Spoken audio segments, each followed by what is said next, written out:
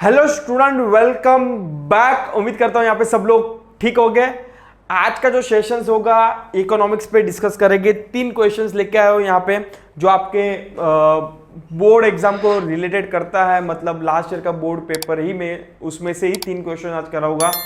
ये वाली बुक में से प्लीज़ ये ऑसवाल पब्लिशर्स का बुक ज़रूर रेफर कीजिए। बहुत टाइम अभी मतलब एवरी लेक्चर्स में बोलते आ रहा हूँ, क्योंकि यहाँ पे आपको सभी चीज़ें एक प्लेस में मिल जाएगी। मतलब आपको क्वेश्चंस भी मिल जाएगा, आपको आंसर्स भी मिल जाएगा। OC, SP, economics, maths, account, English सभी सब्जेक्ट का आपको क्वेश्चंस एंड आंसर मिल जाएगा। वंस अगेन यहाँ पे स्क्रीन पे दिखा रहा हूँ, प्लीज देख लीजिए और जरूर रिफर कीजिए इसको। ओनली 672 रुपीज का प्राइस है, एमआरपी है, तो उतना तो खर्चा कर सकते हो। ये मेरे लिए खर्चा नहीं है, ये आपके लिए खर्चा भी नहीं बोल सकते हो। It's a investment, it's a investment. आप ये बुक से ज्यादा मार्क्स स्कोर कर सकते हो, ये मेरी ओपन गारंटी है।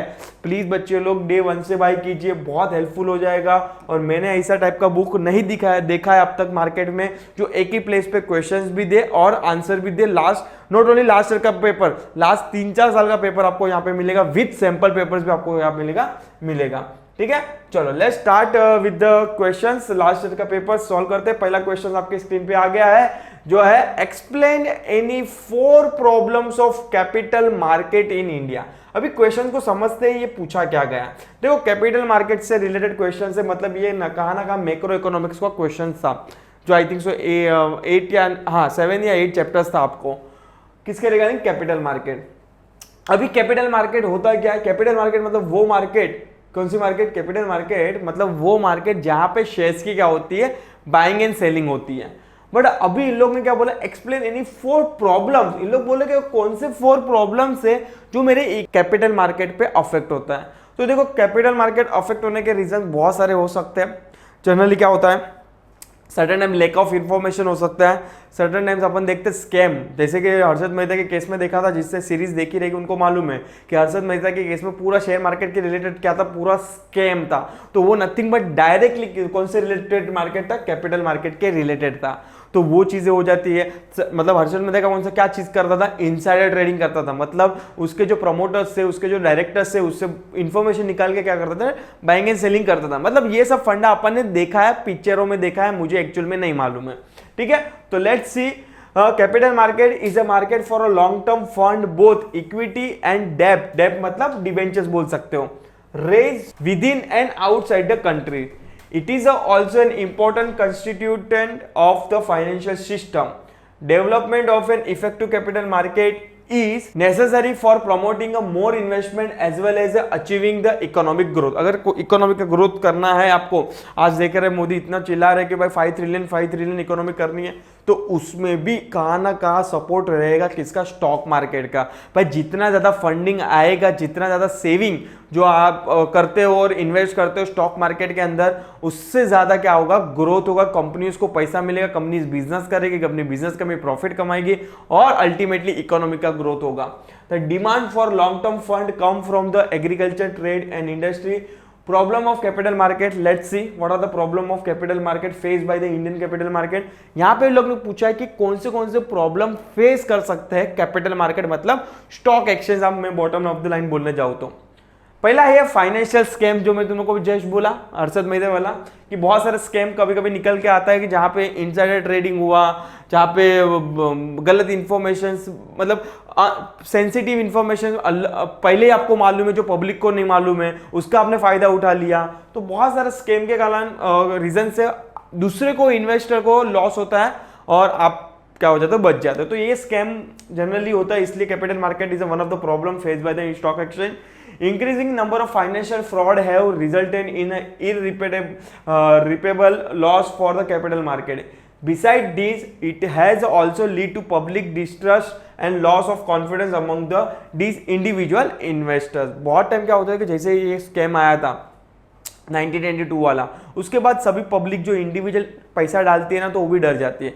आज के डेज में भी अगर अपन अपने डैड को या तो फिर उसके जो ओल्ड एज है उनको बोलेगा ना कि स्टॉक मार्केट में इन्वेस्ट करो, उन लोग रेडीली इन्वेस्टमेंट नहीं करेंगे, क्योंकि उन लोगों ने ये प्रीवियसली ये सब स्कैम देखा है। आज का यंग यूथ क्या कर रहा है कि इन्वेस्टमेंट करने के लिए रेडी है, रिस्क लेने के लिए रेडी है, क्योंकि उसको ज़्यादा पैसा चाहिए, मतलब रिटर्न ज़्यादा चाहिए। पर अभी भी मैं बात करूँ, अगर मैं पापा को बोलूँ कि पापा मुझे 2 लाख रुपए दीजिए, मुझे स्टॉक मार्केट में इन्वेस्ट करना है, पापा डायरेक्टली मना कर देंगे, क्योंकि उनको मालूम है कि स्टॉक मार्केट में सब फ्रॉड होगा, कंपनी कभी कौन सी कंपनी उठ जाएगी, पैसा लेके भाग जाएगी, कोई गारंटी नहीं है। तो वो एक अभी भी क्या है, डिस्ट्रस्ट है किसका, इंडिविजुअल इन्वेस्टर्स का। सेकंड हो जाएगा इनसाइडर ट्रेडिंग वाला। मैंने तुमको जैसे बोला कि भाई प्राइस मैनिपुलेट कर रहे हो, मतलब आप भी बाइंग बढ़ा रहे हो, आप अपना मतलब एज ए प्रमोटर पे हो तो आप मतलब आप क्या कर रहे हो, प्राइस बढ़ा रहे हो सडनली अननेसेसरी, मतलब बाइंग पे बाइंग होते जा रहे हो। तो एक टाइप का क्या बोल सकते हो, एक इनसाइडर ट्रेडिंग भी बोल सकते हो और प्राइस मैनिपुलेशन भी बोल सकते हो। Insider trading means the buying or selling of the security by someone who has access to a known public information or unpublished information for a personal benefit। जैसे कि मैंने तुमको अभी बोला कि आपके पास वो इंफॉर्मेशन है जो पब्लिक के पास नहीं है, मतलब आपने वो फायदा उठाया। सपोज कि फॉर एग्जांपल अज्यूम करो कि कल रिलायंस का या तो टाटा का किसका रिजल्ट आने वाला है, आपको मालूम है, आप ऑफकोर्स वहां वो कंपनी के अंदर या तो सीए हो गए या तो फाइनेंशियल पोजीशन पे हो गए या तो टॉप पोजीशन में हो गए, तो आपको तो मालूम ही है कि डेटा क्या है इस क्वार्टर का।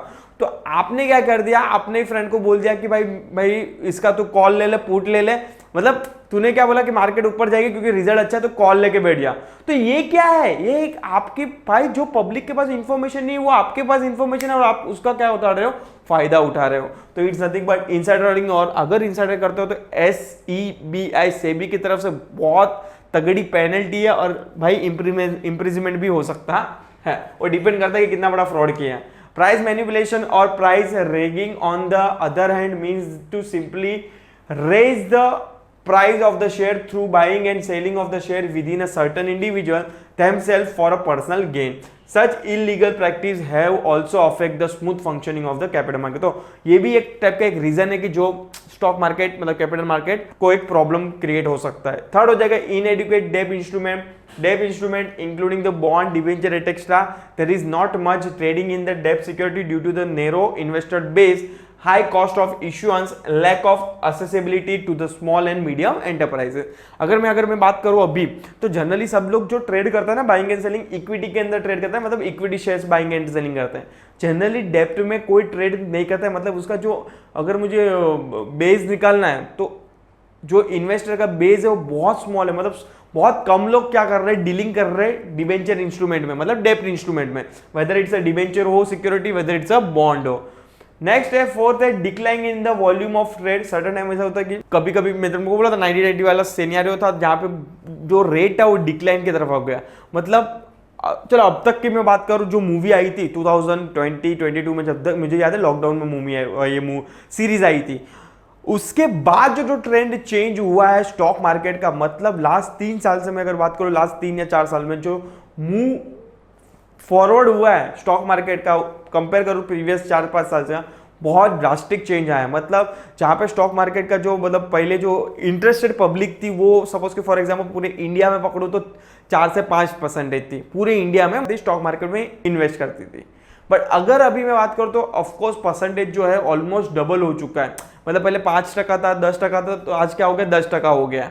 तो सडनली ये मूवमेंट आने का रीजन है कि भाई आज इतनी सारी चीजें ऑनलाइन हो रही है, आज देख रहे हो इतनी सारी चीजें अपन ने देखी है, सबको मालूम है कि भाई एफडी में 7-8% मिलता है, बट अगर कोई स्टॉक मार्केट में भी जो ब्लू चिप कंपनी है, मतलब अच्छी कंपनी मैं बात करूं तो Reliance Tata is a blue chip company, वहां पे सेफ है आपका कैपिटल, भले कभी आपको डुबाएगी नहीं, भले शेयर नीचे जाएगा बट आपको डुबाएगी नहीं, 15 से 20% साल का तो दे ही देगी रिटर्न आपको। तो वो सब कंपनी में आप क्या कर दोगे इन्वेस्ट कर दोगे। तो भाई 1 लाख भी वहां पे डाला तो भाई 15% भी करूँ तो 15,000 मिलता है पर ईयर। अगर मैं एफडी में डालूंगा तो भाई पूरा मतलब मैं बोलूँ ना 7 या 8% तो मैक्सिमम कोई कंपनी बैंक देती है नावडे। तो भाई ऑलमोस्ट देखो डबल मिल रहा है और सडनली तेरा प्राइस बढ़ गया स्टॉक का, तो वो भी तेरे को बेनिफिट है। ठीक है, तो अभी डिक्लाइनिंग वॉल्यूम ऑफ ट्रेड ये भी एक टाइप का मैं बोल सकता हूँ ड्रॉबैक बोल सकते हो कैपिटल मार्केट के अंदर। Regional stock exchanges have witnessed a sharp decline in the volume of trade because investors prefer to trade in a security listed in a premier stock exchange like a BSE and NSE। Fifth जगह lack of information efficiency, ये भी एक one of the type का drawback बोल सकते हो, problem बोल सकते हो। A market is said to be informationally efficient if the company stock price incorporated all the available information into the current price. However, the stock market in India lack of information efficiency compared to the advanced country. मतलब अभी तो no doubt अभी तो अपनी BSE NSE stock market मतलब जो सेबी है उन लोग ने अच्छे से बैंड बजा के रखे सभी कंपनी की, मतलब आपको सभी चीजें इन्फॉर्म करनी है, मतलब प्राइस कोई इन्फॉर्मेशन इन्वेस्टर से छुपी ना रहे, मतलब सभी चीज आपको क्या करनी है, डिस्क्लोज करनी है। एवरी क्वार्टरली रिजल्ट आता है, मतलब कंपनी इन्वेस्टर को भी डिसीजन लेने में आसान हो कि भाई ये क्वार्टर में मतलब ये 3 महीने में कंपनी ज्यादा परफॉर्म करी है कम किया है, वेदर मुझे कंटिन्यू रहना चाहिए कि एग्जिट ले लेना चाहिए। तो नावडे सब चीजें अभी क्या हो गई, ट्रांसपेरेंट हो गई है over a period of time. Yes, transparent मतलब कंपनी खुले से अपनी इंफॉर्मेशन बता रही है। हाँ, अनटिल अनलेस कोई ऐसी इंफॉर्मेशन है प्राइस सेंसिटिव इंफॉर्मेशन या तो फिर ऐसे कोई इंफॉर्मेशन है जो ऑफकोर्स कॉम्पिटिटर को बेनिफिट मिल सकता है तो वो इंफॉर्मेशन नहीं बताएगी आपको, पर बाकी सब ऑलमोस्ट सभी चीजें सेबी की वेबसाइट पे आपको मिल जाती है। BSE NSE के साइट पे आप देखोगे तो सभी कंपनी का सभी चीजें आपको क्या मिलेगी, डिस्क्लोज मिलेगी। तो ये क्वेश्चन नंबर 1 हो जाएगा। Nothing but what are the problem in capital market. Once again repeat करते हैं क्या क्या पढ़ा। पहला पढ़ा अपन ने फाइनेंशियल स्कैम, सेकंड था inside trading and price manipulation, third है इनएडुकेट डेप्थ इंस्ट्रूमेंट, फोर्थ था decline in volume of trade और फिफ्थ अपन ने पढ़ा lack of information efficiency. If you any doubt बिंदास कमेंट सेक्शन में लिखना, सर मुझे ये समझ में नहीं आया। आपका जो भी डाउट डिफिकल्टी है मैं कमेंट में जरूर जवाब दूंगा। और प्लीज यहाँ पे एक रिक्वेस्ट है, अगर कोई बच्चे ने मुझे सब्सक्राइब नहीं किया तो रिक्वेस्ट है, बच्चा मेरे को पैसा नहीं आपका सब्सक्रिप्शन चाहिए, मतलब सब्सक्राइब कर दीजिए। इसलिए बोलो क्योंकि बहुत सारे वीडियोस कभी कभी ऐसे आके चले जाएंगे तो आपको मालूम नहीं गिरेगा, इसलिए मैं बोलो सब्सक्राइब कीजिए, लाइक कीजिए और शेयर कर दीजिए अपने सभी फ्रेंड सर्कल के अंदर। यहाँ पे अपन पूरे साल लास्ट ईयर के पेपर्स 3-3 क्वेश्चन भी सॉल्व किए ना, अगर वो भी देखोगे ना तो मेरी गारंटी है कि भाई जो बच्चा को खाली पास भी होना तो पास हो जाएगा, ठीक है। और बाद में तो दिसंबर में मैं जैसे कमिटमेंट किया कि दिसंबर से मैं तो क्या आने वाला हूं, लाइव आने वाला हूं। यस, चलो सेकंड क्वेश्चन है explain any 4 features of utility. देखो अभी यूटिलिटी का मतलब क्या होता है, लेट्स सी। यूटिलिटी मतलब वो चीज जो आपके वांट को क्या कर पाए, सेटिस्फाई कर पाए, क्या कर पाए, सेटिस्फाई कर पाए, उसको मैं क्या बोलूंगा, यूटिलिटी बोलूंगा। अभी जो बच्चों को मालूम नहीं है, मतलब जिन्होंने चैप्टर्स देखे नहीं है वो चैप्टर्स भी देख सकता है मेरी प्लेलिस्ट पे जाके, वहां पे मैंने डिटेल में सभी चैप्टर्स को डिटेल में पढ़ा है, वहां पे आप देख लेना 1 बाय 1 एक जो आपके बुक्स है गवर्नमेंट के उसके अंदर मैंने डिटेल में एक चीजें पढ़ा है विद एक्सरसाइज, तो वहां से भी रिफर कर सकते हो। यूटिलिटी का पूरा कंसेप्ट है चैप्टर नंबर 2।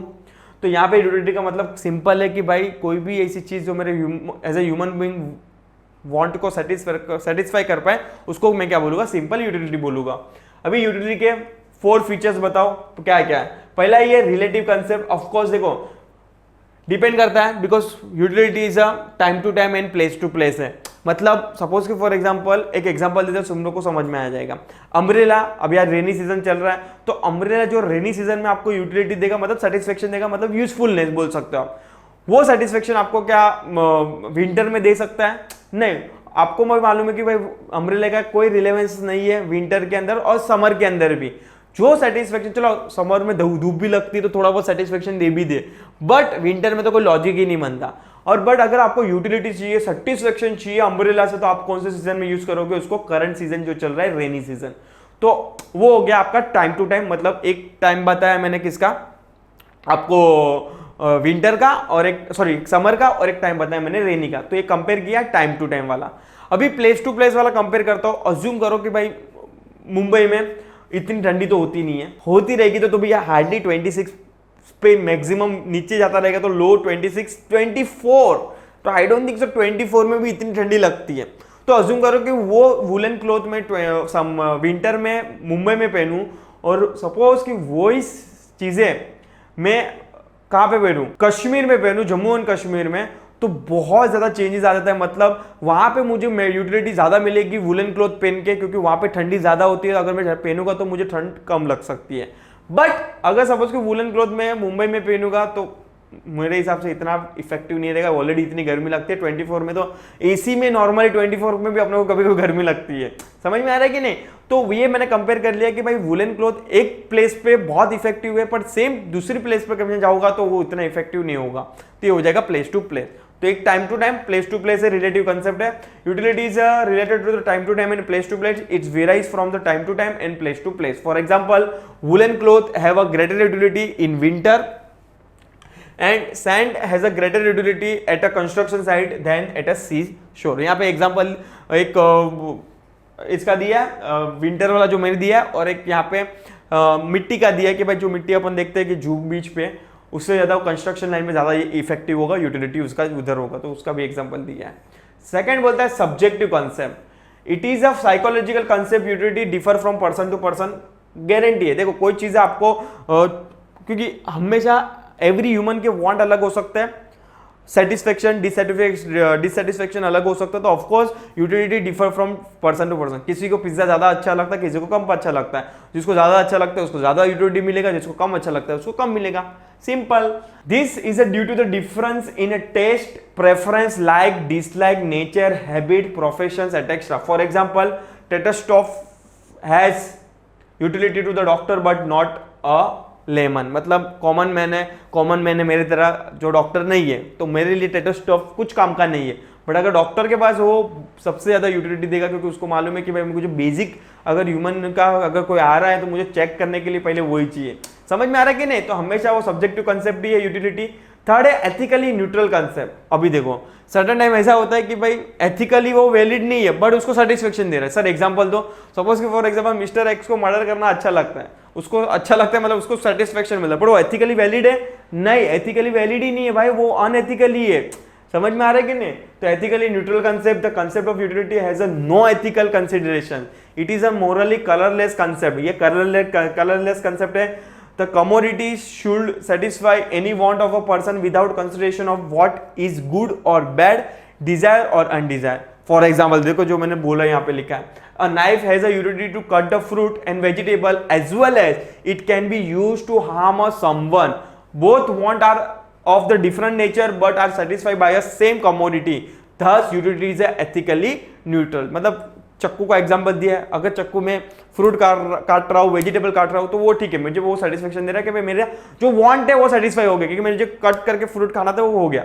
बट भाई वही नाइफ किसी का मर्डर करने के लिए यूज होता है, मतलब नाइफ मतलब चक्कू दोनों चीज के लिए यूज हो रहा है, मतलब तो भी ये एक दोनों को वांट और दोनों को सेटिस्फाई हो रहा है. जो मर्डर करने जा रहा है उसका वांट यही है कि मैं इसका मैं मर्डर करके आऊँ, और एक का वांट ये कि भाई मैं क्या करूँ, फ्रूट काटूँ. तो ये एक टाइप का मतलब बोल सकते हैं कि यूटिलिटी एथिकली न्यूट्रल कंसेप्ट है, मतलब कलरलेस बोल सकते हो, कोई लॉजिक ही नहीं है अगर मैं ये पॉइंट को कंपेयर करूं तो यूटिलिटी के साथ. फोर्थ हो जाएगा utility different from usefulness. Once again certain चीजें किसके लिए यूजफुल है, सर्टेन चीजें किसके लिए यूजफुल नहीं है. फॉर एग्जांपल, जो ड्रंकर है उसके लिए दारू ऑफकोर्स यूटिलिटी है, उसके लिए उसको सेटिस्फाई मिल जाएगा, वांट सेटिस्फाई हो जाएगा. पर जो दारू नहीं पीता उसके लिए कोई रिलेवेंस नहीं है लिकर का. यस. तो utility is the capacity of the commodity to satisfy the human want, whereas the usefulness is indicate value in use of the commodity. For example, milk has a both utility as well as usefulness to the consumer. Milk तो of course दोनों के लिए मतलब बोलने जाओ तो useful भी है और यूटिलिटी भी है उसके अंदर कि आपके वांट को सेटिस्फाई भी कर सकता है. बट अगर मैं बात करूं while liquor has a utility, वो खाली यूटिलिटी है बट वो एडिक्शन से, बट वो यूजफुल नहीं है. मतलब कोई दारू पी रहा है ड्रंकर, तो उसके लिए वो चीजें क्या है, यूटिलिटी मान सकते हैं कि भाई उसमें से उसको सेटिस्फेक्शन मिल जाएगा, बट वो यूजफुल है उसके लिए नहीं, उसके बॉडी के लिए वो यूजफुल नहीं है, क्योंकि वो एडिक्शन देगा और सर्टेन पॉइंट ऑफ के टाइम वो अगर एडिक्ट हो गया तो भाई जिंदा भी नहीं रह सकता अगर वो चीज उसको मिली नहीं फ्यूचर में. तो utility different from the pleasures. Commodity में possess utility but it may not give any pleasure to the consumer. For example, injection for a patient has a utility because it cure the ailment but it hardly give any enjoyment or pleasure to him. देखो अभी इन लोग ने मस्त example दिया है किसका utility different from the pleasure. अभी injection है, आपको यूटिलिटी दे देगा, मतलब जो बुखार आ रहा था फॉर एग्जांपल, तो आपको बुखार कम कर देगा, खाना का आपको इफेक्टिव तो हुआ. बट आप क्या बोल सकते हो, मुझे सेटिस्फेक्शन मतलब मुझे मजा आ रहा है, वो प्लेजर का मतलब मजा आना, तो मुझे मजा आ रहा है इंजेक्शन मारने के, भाई नहीं नहीं तू एक नहीं दो मार मुझे, नहीं. आप इसलिए ले रहे हो बिकॉज आपको बुखार है, आपको बुखार कम हो जाएगा, मतलब वहां से आपको यूटिलिटी मिल जाएगी. Utility differ from pleasure. आपको कोई इंजॉयमेंट नहीं मिलेगा कि भाई मुझे मजा आ रहा है और 2-3 घुसे इंजेक्शन.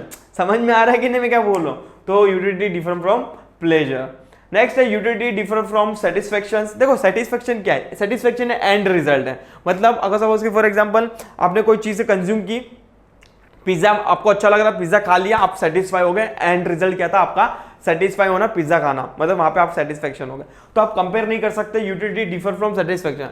यूटिलिटी क्या होता है कि पहली अगर सपोज कि फॉर एग्जांपल फर्स्ट बाइट ही खा रहे हो, वहां पे आपको कुछ चीजें मिल रही है आपको, तो वो आपको वांट को सेटिस्फाई कर दिया एट दैट टाइम, वो आप बोल सकते हो यूटिलिटी है। बट एंड रिजल्ट जो होगा आपका सेटिस्फेक्शन होगा, तो इसलिए utility differ from satisfaction as well. Utility is a cause of consumption, satisfaction is a end result of the consumption. They are irrelated but still different concept. For example, a thirsty person drink a glass of water since water has the capacity to satisfy the thirst. Utility of water is the cause of consumption and the satisfaction derived is the end result of the consumption. यहाँ पे simple example दिया है, प्यासा, वो पानी P रहा है, पहला घुट पिया मतलब कंजम्पशन उसके बॉडी में आ गया, मतलब वो उसको यूटिलिटी मिल गई। बट जो उसको मतलब उसकी प्यास बुझा दी पूरी तरह, मतलब जो एंड रिजल्ट था उसका, उसको क्या बोलोगे आप, सेटिस्फेक्शन बोलोगे। तो ये हो जाएगा आपके 6 टाइप की क्या बोल सकते हो फीचर्स ऑफ यूटिलिटी। फर्स्ट हो जाएगा रिलेटिव कंसेप्ट है, time to time place to place, subjective concept है, एथिकली न्यूट्रल कंसेप्ट है, मतलब वो देखता ही नहीं है कि भाई भले वो बोलता है यूटिलिटी मतलब सेटिस्फाई द वांट, पर देख तो सही भाई राइट है कि रॉन्ग है वो, इसलिए न्यूट्रल कंसेप्ट बोला है। Utility different from the usefulness, utility different from the pleasures and utility different from the satisfactions. चलो लास्ट क्वेश्चन आता है आज का, जो होगा explain any 4 reason for growth of public expenditure. Public expenditure मतलब ये जो अपन देख रहे हैं कि आज पब्लिक एक्सपेंडिचर जो पब्लिक के लिए खर्चा करते हैं, सिंपल में बोलूं पब्लिक एक्सपेंडिचर। पब्लिक एक्सपेंडिचर कौन से ऐसे 4 रीजन है जो बढ़ते जा रहा है। पहला तो रीजन मेरे हिसाब से हो सकता है पॉपुलेशन। ऑफकोर्स इतने सारे अपने इंडिया की ऑलमोस्ट 150 टच हो ही गई रहेगी अभी, तो 150 करोड़ को अगर आपको संभाल के रखना है, सब फैसिलिटी प्रोवाइड करके रखनी है, रेल फैसिलिटी हो, ट्रेन बाद में बस फैसिलिटी हो, ट्रांसपोर्ट फैसिलिटी हो, एयर फैसिलिटी हो, मतलब ट्रांसपोर्ट हो गया, बाद में सब बैंकिंग हो गया, मतलब सब चीज़ अगर आपको इंफ्रास्ट्रक्चर, अगर मैं सिंपल लाइन में बोलने जाऊँ, ये इंफ्रास्ट्रक्चर में खर्चा क्यों बढ़ रहा है, बिकॉज ऑफ द पॉपुलेशन। ऐसे बहुत सारे रीजन है, आपने को एक्सप्लेन करते हैं। Let's see, it is observe that there is a continuous growth in a public expenditure in developing country like India. The reason for growth of a public expenditure, पहला increasing in the activity of the government. Nowadays government क्या हो गई, proactive हो गई है, मतलब certain चीजें क्या होती है कंपलसरी है वो तो करनी है, जैसे कि म्युनिसिपैलिटी हॉस्पिटल बनानी है कंपलसरी है, करनी पड़ेगी, स्कूल्स बनानी है कंपलसरी करनी पड़ेगी, पर सर्टन अदर खर्चे भी गवर्नमेंट करती है, जो क्योंकि उनको भी भाई सत्ता में रहना है, तो ऑफकोर्स उसको खर्चा करना पड़ेगा। और develop of course we are now developing country, every company want कि भाई उसका स्टेटस जो डेवलपिंग कंपनी का है लगा है वो कन्वर्ट होकर किधर चला जाए, डेवलप के अंदर चला जाए। तो ऑफकोर्स आपको ये सब चीजें क्या करनी पड़ेगी, डेवलप करनी पड़ेगी। ऑफकोर्स रोड अच्छे करने पड़ेंगे, इंफ्रास्ट्रक्चर अच्छा करना पड़ेगा, तो उसके लिए क्या होगा, ग्रोथ होगा किसके अंदर, मतलब खर्चा होगा किसके अंदर, पब्लिक एक्सपेंडिचर के अंदर। The modern government perform many functions for the social and economic development of the country. These functions including the spread of education, public health, public work, public recreations, social welfare scheme, etc. It is observed that new functions are continuously being undertaken and old functions are being performed more efficiently on a large scale by the government. These lead to increasing in the public expenditure. Second है rapid increase in population, जो मैंने तुम लोगों को पहले बोला, population of the developing country like India increasing fast. In 2011 census it was 1 to 1.02, मतलब 2011 में 121 करोड़ रुपया, अरे करोड़ रुपया क्या बोल रहा हूँ, 121 करोड़ पॉपुलेशन था। As a result the government has to incur a greater expenditure to fulfil the need of the this population. तो नावडे तो ऑलमोस्ट 150 करोड़ हो चुका रहेगा।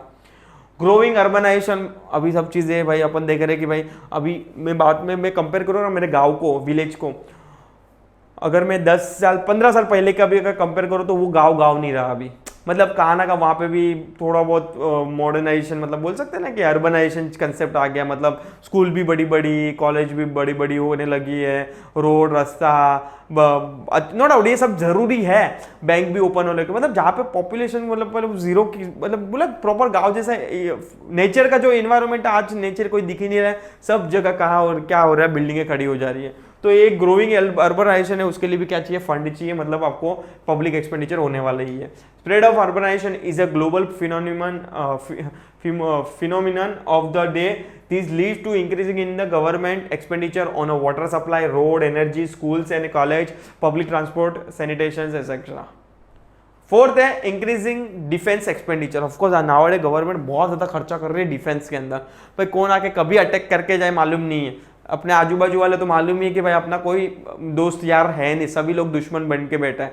तो डिफेंस में भी क्या होता है, बहुत ज्यादा खर्चा कर रही है गवर्नमेंट। तो this are the one of the reason to increasing the public expenditure. In a modern time defence expenditure of the government is increasing even in the peace time due to the unstable and hostile international relationship. Hostile का मतलब हो सकता है, hostile मतलब जो opposite, बहुत सारे आज देख रहे हो कि अपना बाजू में है चाइना, कभी भी अटैक कर देता है, पाकिस्तान कभी भी अटैक कर देता है अपने पे। तो ये सब चीज़ें हैं तो जिससे भले अभी तो बहुत चीज़ें दोनों सभी कंट्री के साथ रिलेशन इंडिया का अच्छे हो गए नो डाउट, पर यू नेवर नो कभी कौन जाके फायर कर दे। तो उसके लिए सब एडवांस में आपको क्या करना है, प्री प्लान रहना है। और गवर्नमेंट बहुत ज़्यादा खर्चा कर रही है किसके अंदर, डिफेंस एक्सपेंडिचर के अंदर। तो these are the nothing but हो जाएगा अपना reason for growth of the public expenditure. First हो गया increasing in the activity of the government, second हो जाएगा rapid increasing in population, third हो जाएगा ग्रोइंग अर्बनाइजेशन, फोर्थ हो जाएगा इंक्रीजिंग डिफेंस एक्सपेंडिचर। तो उम्मीद करता हूँ आपको यहाँ पे समझ में आएगा रहेगा। अगर कुछ भी डाउट हो बच्चे लोग तो बिंदास कमेंट सेक्शन में लिखना कि सर मेरी ये डाउट है, आपके जो भी डाउट डिफिकल्टी शॉर्ट आउट किया जाएगा। और जाते जाते प्लीज प्लीज प्लीज प्लीज एक चीज जरूर कीजिए, सब्सक्राइब कर दीजिए अगर सब्सक्राइब नहीं किया तो चैनल को, और लाइक कर दीजिए वीडियो को। थैंक यू सो मच, मिलते जल्दी, थैंक यू।